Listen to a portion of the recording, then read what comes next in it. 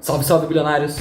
Como muita gente nos pediu, iremos mostrar como transformar o seu canal em uma empresa. Tudo o que você precisa saber será mostrado gratuitamente no evento Hackeando o YouTube. Serão 3 dias de live onde você sairá de um completo iniciante para um profissional no YouTube. Tem interesse? Se inscreva no primeiro link da descrição. Então vocês veem que o futuro é isso, é um dinheiro... Não é o Bitcoin, por exemplo. Vocês acham que, por exemplo, o Bitcoin hoje é aquela que é a criptomoeda mais valiosa.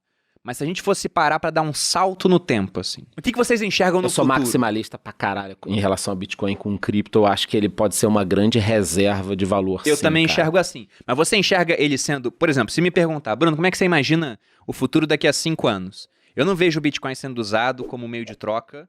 Até pode ser uma opcionalidade. Você não vai nem querer vender, nem eu. Eu só vejo ele como... Você vai querer vender? Nem eu. Eu vejo ele como reserva de valor. Eu tô tentando fazer ele vender há anos já. Meu ponto em relação ao futuro é o seguinte: a tecnologia vai mudar o dinheiro e vai dar mais liberdade para as pessoas. A gente está vendo uma revolução tecnológica. Essa revolução é naturalmente tecnológica. Se a gente pensar no futuro, a criançada que hoje tem 4, 5 anos já está vendo, já não vê mais o dinheiro.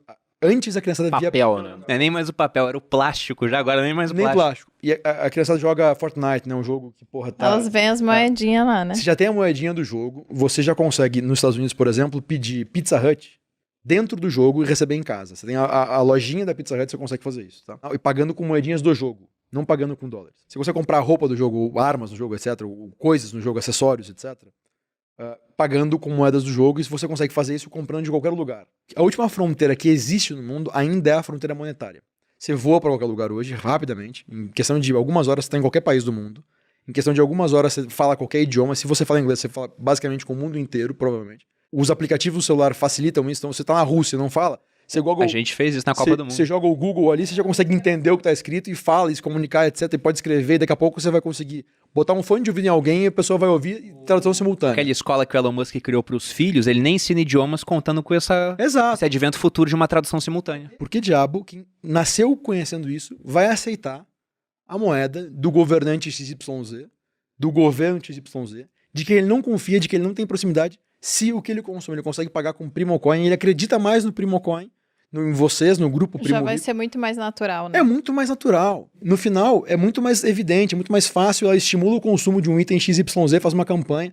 Então, isso vai acontecer. Não, e tem um ponto interessante sobre isso, né? Porque a gente vive hoje a era da força das comunidades. Você pega, né? Qual é a grande força que o influenciador tem? É mover uma comunidade junto com ele. E comunidade, se a gente for pensar... Um time de futebol, como você falou. Exato. For pensar até no passado, né? O que formava a comunidade? Era, por exemplo, certas crenças em comum, religiosas, ideológicas. Geografia era muito importante. Só que hoje, fronteiras geográficas não existem mais. Agora, uma cultura, um idioma, tudo isso cria comunidade.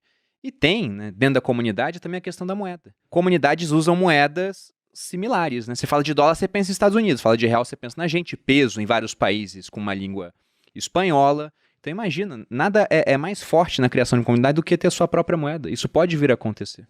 O que você acha que vai acontecer no teu caso? Eu acredito muito nas questões baseadas em comportamento, né? Então, do momento que a gente fala, por exemplo, de clube, o Cruzeiro, por exemplo, tokenizou os jogadores de base. Sabe o que é isso? Se eles vendem um jogador, parte do valor vai para os detentores do tokens. Por alguns anos. E você pode fazer um IPO de você mesmo. Por alguns anos. Então, você vai virar sócio de um negócio que é com um contrato inteligente. Você pode fazer algo inteligente. O Bruno Perini pode pegar e fazer um IPO dele mesmo e falar, ó, agora você tem 10% da minha receita no ano. Se você acredita que o Bruno Perini daqui a 5 anos vai ter 1 bilhão de seguidores no YouTube, eu vou fazer isso. Eu vou comprar. Então, eu acredito que isso tudo possa acontecer, mas no final também, vamos pensar aqui, não é interessante ter uma base também única, às vezes, de liquidação como o Bitcoin?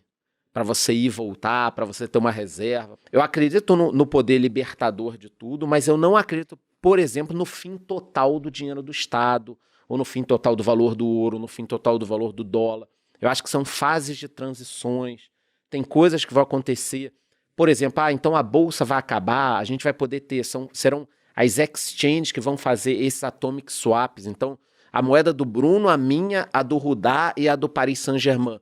Alguém vai ter que ser a casa de câmbio ali. A casa de câmbio. E se você quiser sair de todas essas moedas, você vai para onde? Por exemplo, eu quando quero sair de todas as minhas criptos, vou para o USDC, Ah, não, você deixa numa stablecoin. numa stablecoin. E aí depois eu O volto. SDC é um dólar digital aí, Isso. privado. Que teoricamente é lastreado em algum dinheiro no banco. Assim eu espero, né?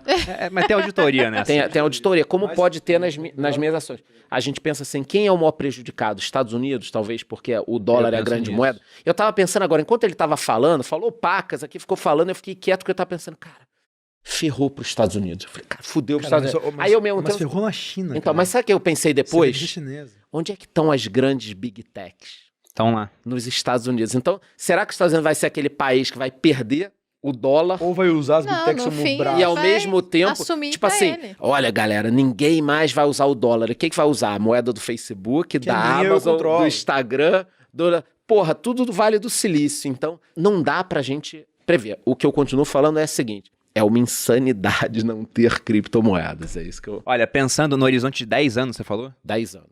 Em 10 anos eu enxergo o seguinte, pegando o exemplo da Apple.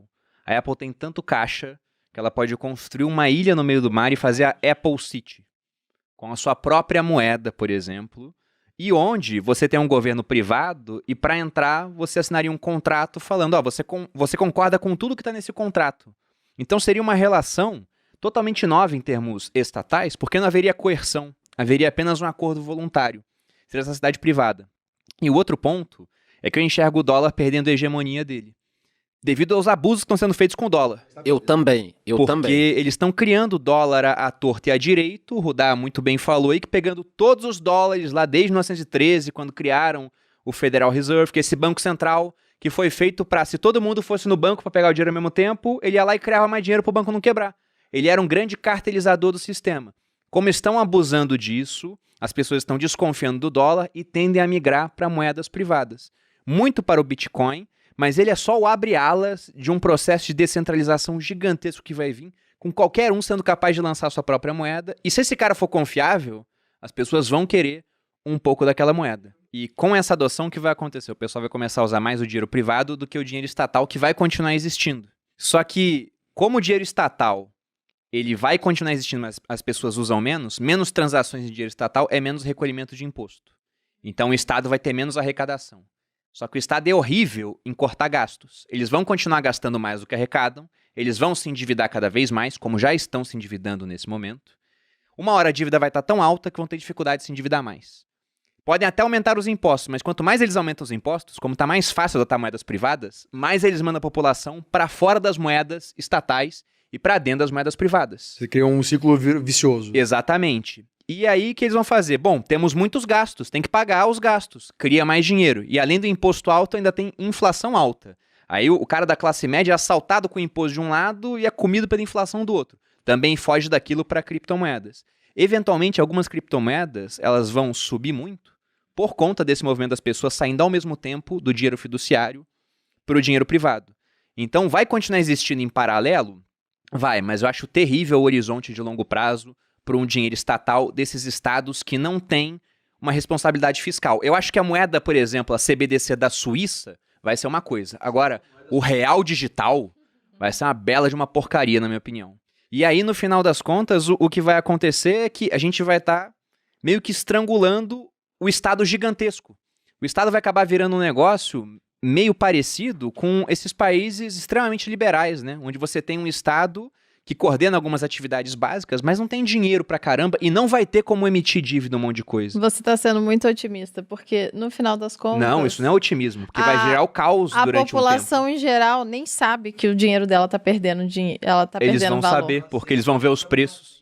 Não, ela sabe que tá tudo caro R$50 ela não compra Não compra. uma sacola de 7 supermercado. pila gasolina. É que ela não sabe se defender disso. É isso Mas que o eu tô que te vai acontecer com a falando. tecnologia criando soluções para deixar as coisas mais fáceis? Vai ensinar. Vai facilitar esse tipo de coisa. E o ponto é, nós chegaremos nessa área, e eu já vi uma tese uma vez falando que o Bitcoin vai causar uma hiperinflação. E eu olhei só o título e falei, ué, antes de ler eu comecei a pensar, isso aqui tá totalmente errado. O Bitcoin é uma moeda que tem uma taxa de inflação levíssima, porque afinal ele está sendo um pouquinho produzido, né?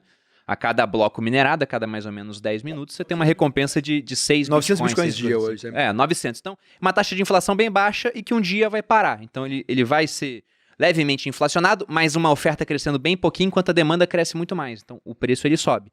Só que o ponto é, como que o Bitcoin causaria uma hiperinflação ou outras criptomoedas? O pessoal fugindo das moedas fiduciárias ao mesmo tempo Correndo. para o Bitcoin.